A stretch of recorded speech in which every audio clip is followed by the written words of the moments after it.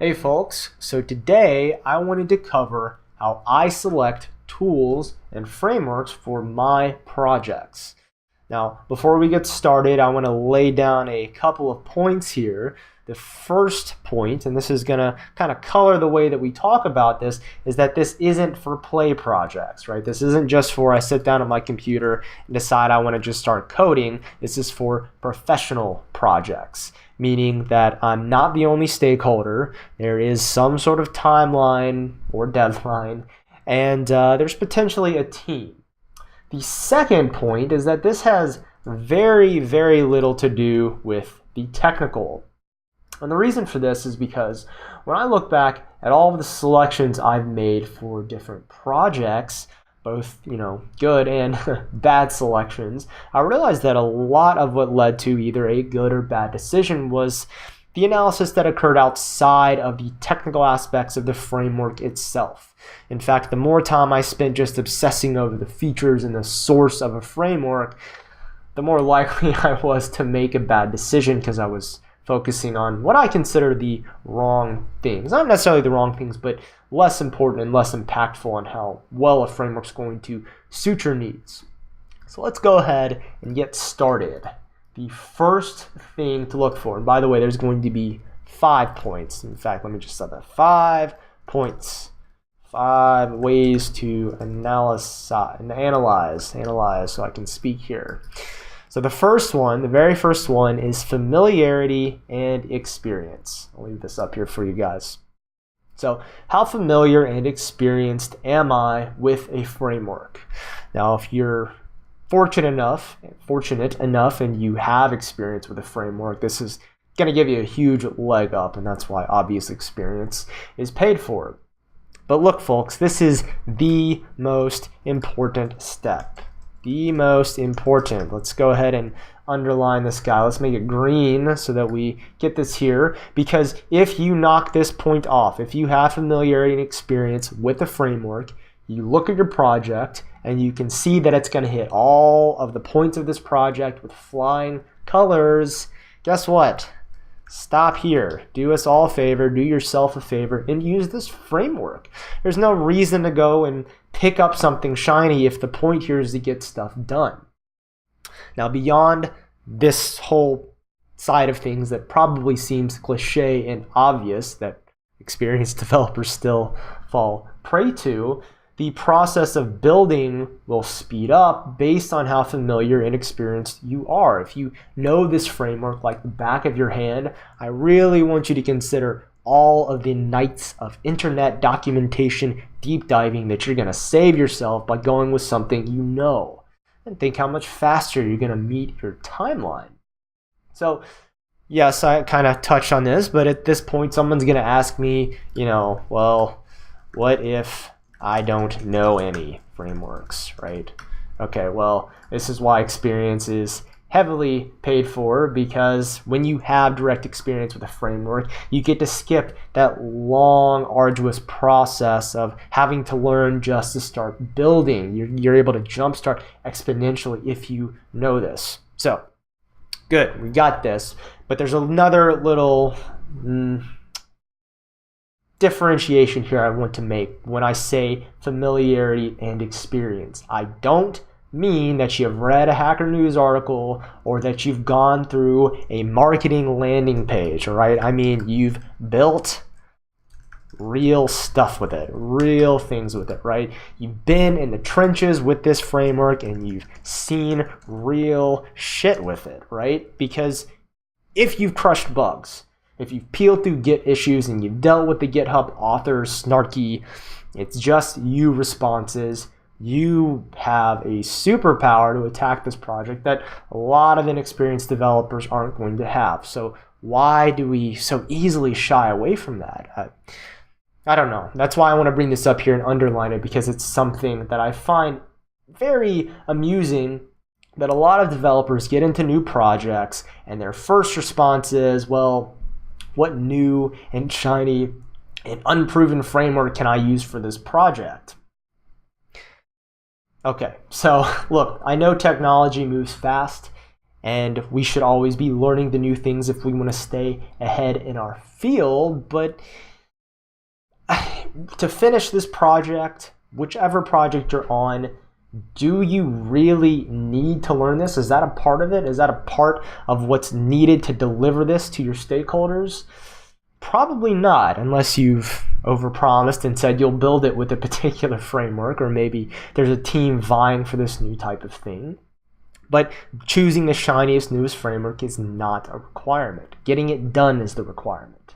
On top of that, I want to go through 2 reasons to not choose the newest, shiniest thing. So I'm going to put that here. 2 reasons to not choose the newest, shiniest thing. Okay?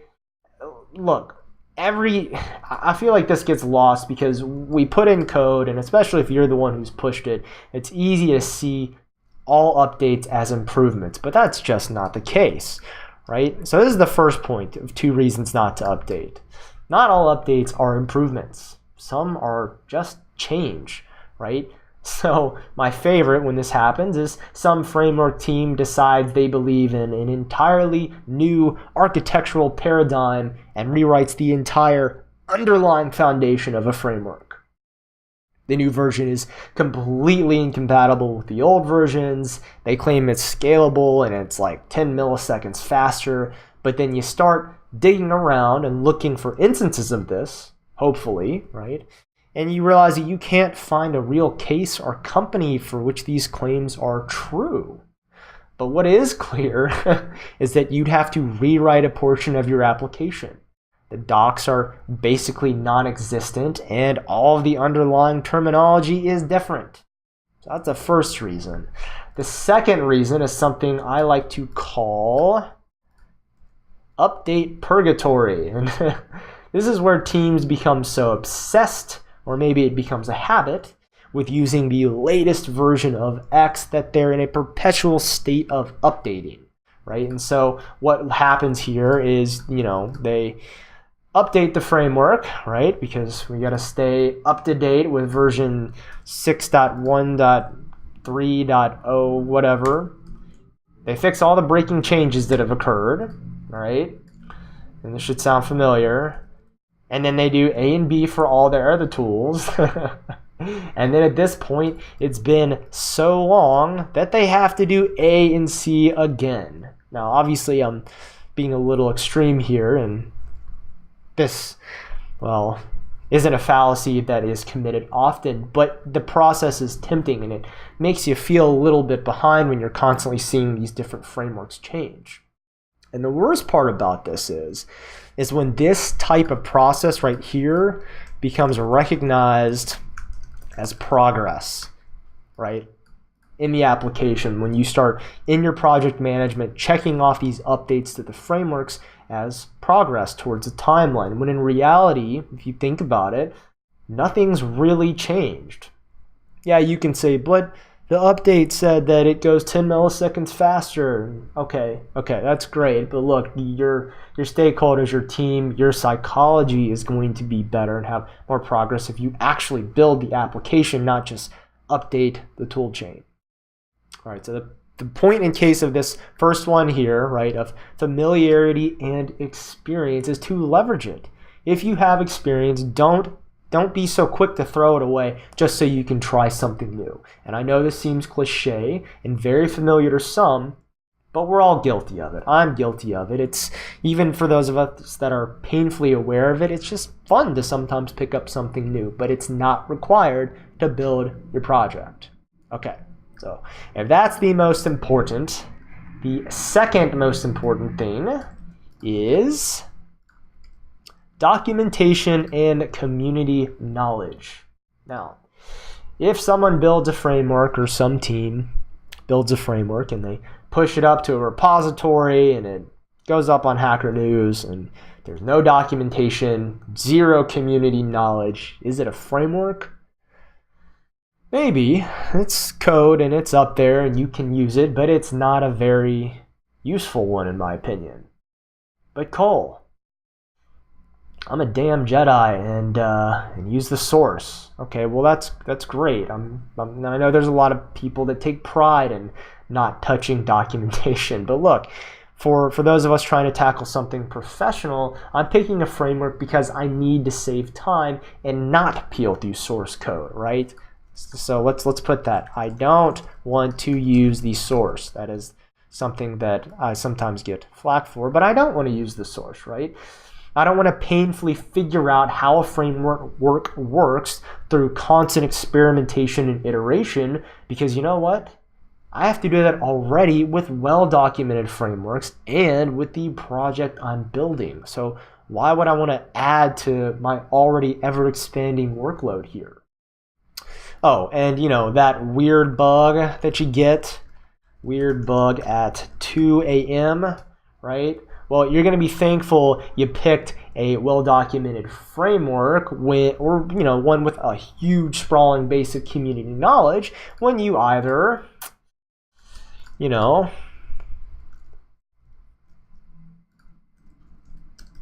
find the answer in the documentation, right?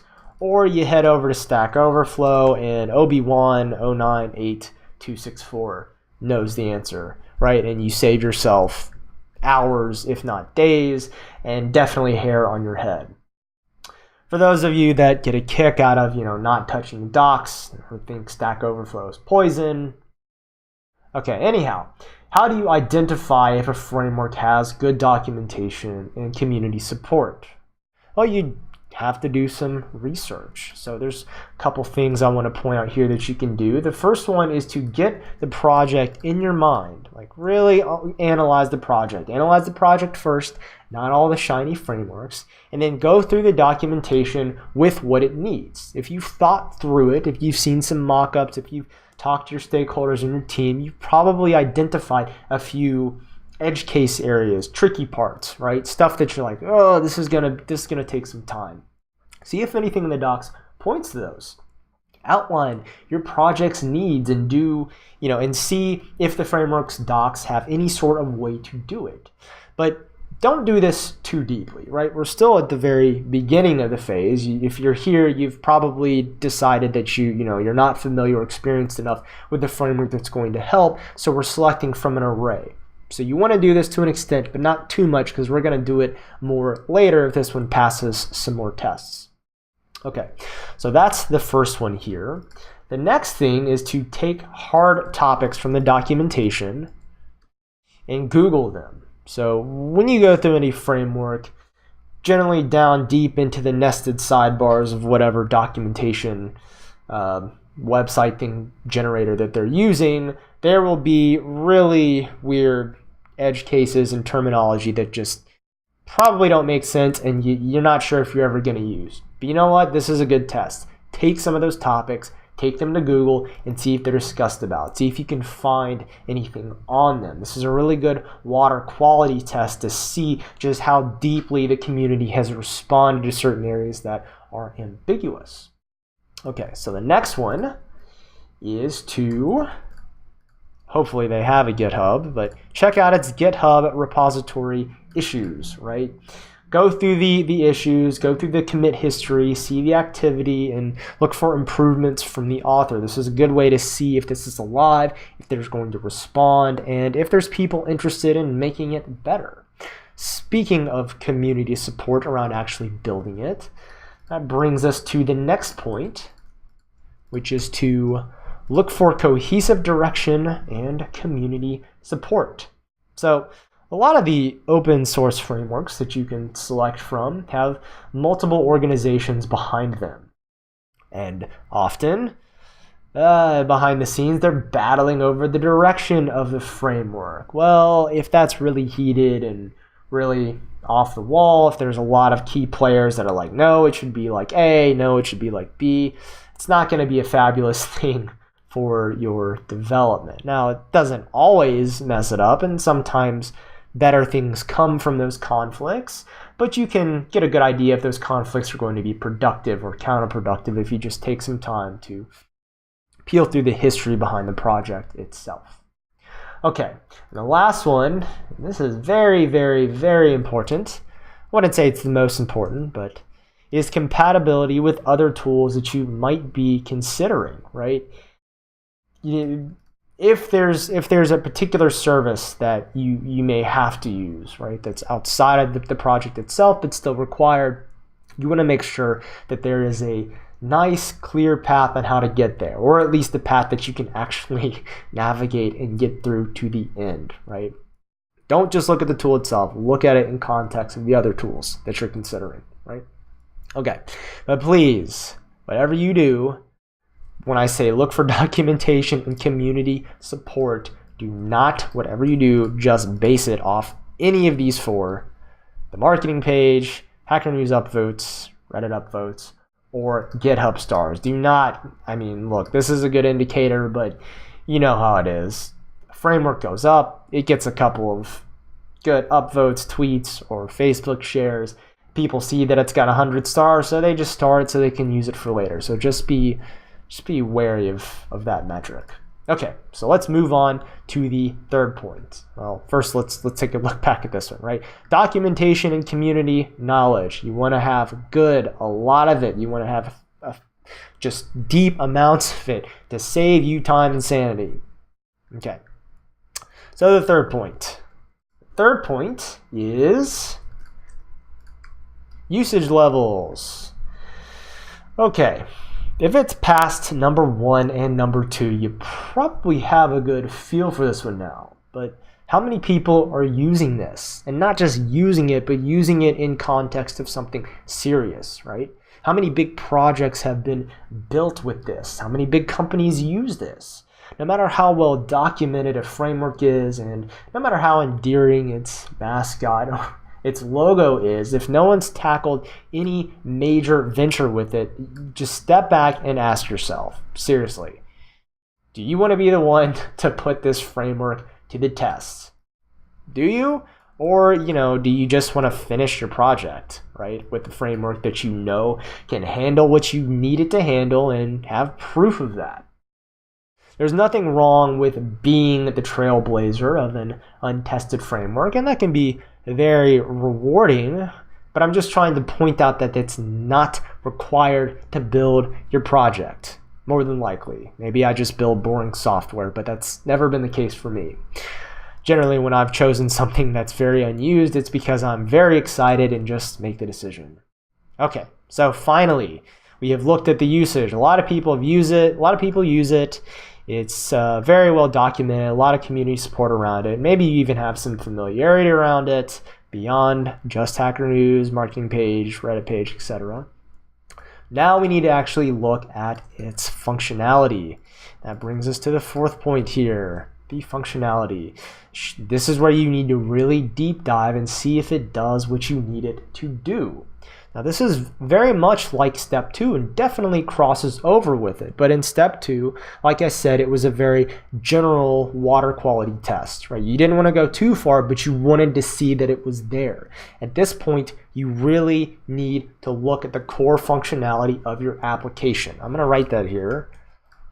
Look at your project or app's functionality. Right? Look at it. Look at the mock-ups. Don't just start building it. Look at it. See what it needs so that you can take these needs in your head and read the documentation with those as filters, with those as points to be aware for it, and see if you can match the framework to the down and dirty parts of your project. Is that stuff there? Take some time. Be thorough with it, right?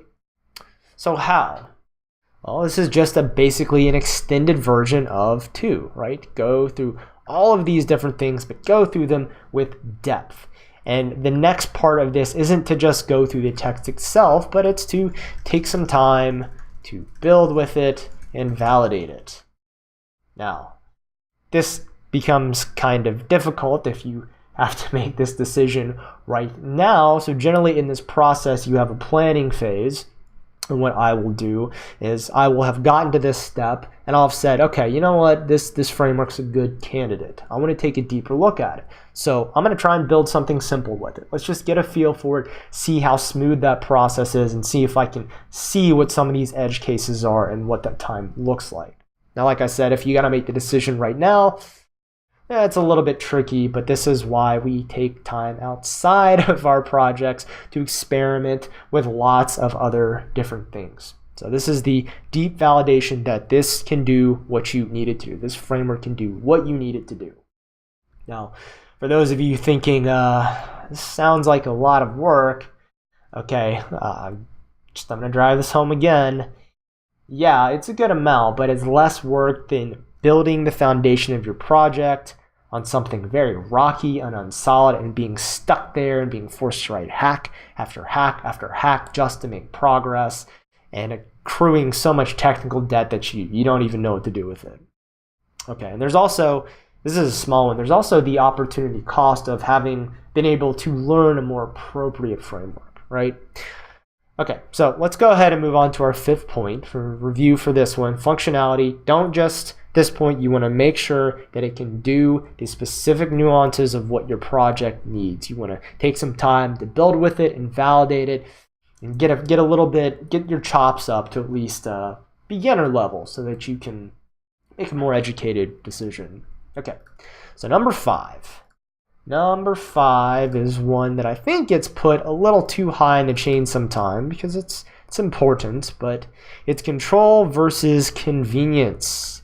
So the also known as of this, the AKA, would be low level versus automagical. This term is something else. I love it. Okay, so how low level do you want your framework to be? How automagical do you want it to be? And by automagical, I mean it just does all the things for you. You don't even know what's happening below the surface. That's what I mean by that.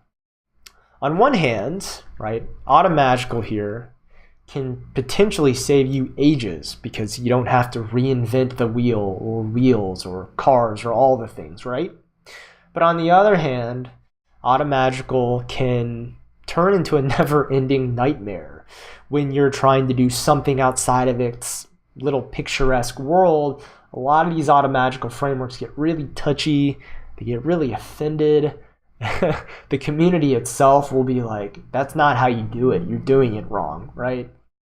So just be aware that for every automagical framework, generally somewhere when you want to do something outside of its little world, there's some Gandalf somewhere saying you shall not pass. Okay, but on the other hand, with low level, right, you may be doing the redundant crap more than actually building your project or application and what makes it valuable, right? Authentication and authorization. If you use a lot of low level frameworks, just think about how many times you have done that. Now, even if you're just following the same pattern that you've done in the past, it does eat up a good amount of time. To model, to view, to whatever, scaffolding out files, writing compilation scripts, writing parsing scripts, all these little things that are just needed just to stay afloat, but they don't really make you sail. Okay, and before anyone says, well, with a low-level framework, you can just pull in all the wonderful extensions to solve all of these things that you just said, right? This particular framework has like this extension, this extension, this extension for model view controller, this one for authorization. Okay, just before you get too far into this, I want to point out that what you've done, okay, is you've started this entire process again. We are right back at having to go through 1, 2, 3, 4, and 5 again, except with something smaller. A plugin, a framework, or a tool, right? You need to look at it and say, is it documented? Can it do what you need it to? Do others use it? Does it work with the other extensions that you've selected, right? And that's a big one because, you know, with whatever extension you're looking at, I'm sure it probably works with the framework you've selected, but does it work with that authorization package you pulled in? Okay, so my least favorite thing about low-level frameworks, though, is that they come ripe with the paradox of choice. There are so many ways to do things, there are so many ways to solve the problem that sometimes it feels like you're doing nothing but making decisions, and the perceived opportunity cost just skyrockets. Now, I will say though, for the low-level side of things, there does exist this magical rainbow of just incredible productivity. If you know a low-level framework and you get a tool chain of extensions that always work with each other. You can rely on them, you know them really well, and they basically become automagical, and they work with the low-level framework. You've found a gold mine, because you've basically gotten the best of both worlds. You've solved all these little nuances that you don't want to reinvent, but the framework is still low level, you're still in control, and you can make it do what you need to for your snowflake of a project. Okay, so those were the 5 points here, right? Familiarity and experience. If you have all the familiarity and experience, you stop here. Documentation and community knowledge, water quality tests, make sure it has these, because these will save you so much time and hairline, right? Third is usage level. Is it actually being used in the real world for real things, or is it just have a lot of GitHub stars, and is it just used in a lot of Hello World projects and forks, right? Functionality, does it actually do what you need it to? Have you actually built and validated it with your own fingertips? And then finally, control versus convenience. How low level do you want to be, or how much of, how automagical do you want it to be? Okay, so Cole, this sounds like a lot of work, right? This sounds like almost a week of work. Maybe more, maybe a couple weeks of work. Well, if you're on a professional project, you're going to get some time to go through a planning phase, to go through a research phase. And you know what, if they tell you can't have it, well, I don't know really what to tell you there. Just make sure that you build that into whatever project you're doing, because this is very important. Now, I want to kind of point out a dilemma here why I'm bringing this up. When the software development is very interesting in the sense that most of the tools that we use, that our community uses, are free. It's very different from most other craftsmen out there, most other engineers. When they pick a tool like AutoCAD or some of these other different things, they have to pay for it. And that payment becomes a sharpener to their focus and their analysis of what tool to use, of what path to use, because they're paying money, right? They're putting the green down, so they want to make sure that it's good. But because so many of the tools we use are free, a lot of the time that analysis and that